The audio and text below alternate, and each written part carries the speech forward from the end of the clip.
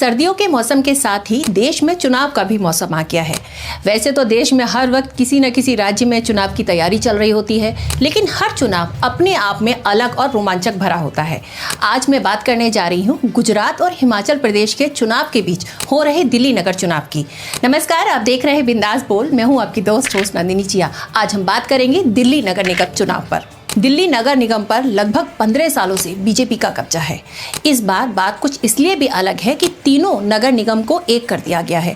वार्डों की संख्या भी 272 से घटाकर 250 हो गई है। वैसे तो नगर निगम का चुनाव एक लोकल लेवल का चुनाव होता है, जिसको हम मोहल्ले का चुनाव भी कह सकते हैं।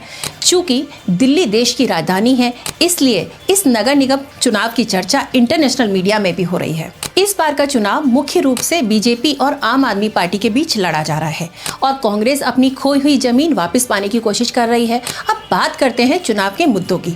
जैसा कि मैंने पहले भी कहा कि यह मोहल्ले का चुनाव है, इसलिए मुद्दे भी ऐसे ही कुछ होते हैं, जैसे सड़कों की सफाई, नालियों की सफाई, पार्कों का रखरखाव, पार्किंग की समस्या, स्ट्रीट लाइट आदि की व्यवस्था। केजरीवाल ने 10 गारंटी पूरी करने का वादा किया है, तो बीजेपी ने भी अपने वादों की लिस्ट जारी की है। तमाम सर्वे बता रहे हैं कि दोनों के बीच में कांटे की टक्कर है। केजरीवाल दिल्ली में कूड़े के 3 पहाड़ और एमसीडी में हो रहे भ्रष्टाचार की बात करते हैं, तो बीजेपी आम आदमी सरकार की कमियां गिना रही है। अमित शाह से लेकर बीजेपी सरकार के तमाम मुख्यमंत्री दिल्ली पर रोड शो कर रहे हैं। पॉपुलेशन का मुद्दा भी बनकर एक उभरा है। बीजेपी ने नगर निगम चुनाव को धुआं और कूड़े की लड़ाई बना दिया है। बीजेपी ने कहा है कि झुग्गी में रहने वाले लोगों को जहां झुग्गी है वहीं वो मकान देंगे। केजरीवाल एमसीडी में भ्रष्टाचार और अव्यवस्था को मुद्दा बना रहे हैं और अपनी सरकार की उपलब्धियां भी गिना रहे हैं। कांग्रेस भी पूरी ताकत से यह चुनाव लड़ रही है, लेकिन उसको भी पता है कि वह मुख्य रेस से बाहर है। पूर्व सांसद और कांग्रेस नेता महाबल मिश्रा ने आम आदमी पार्टी ज्वाइन कर ली है। इसी बीच आरोप प्रत्यारोप का भी सिलसिला चल पड़ा है। बीजेपी ने एक पोस्टर जारी कर मनीष सिसोदिया को लुटेरा बता दिया है।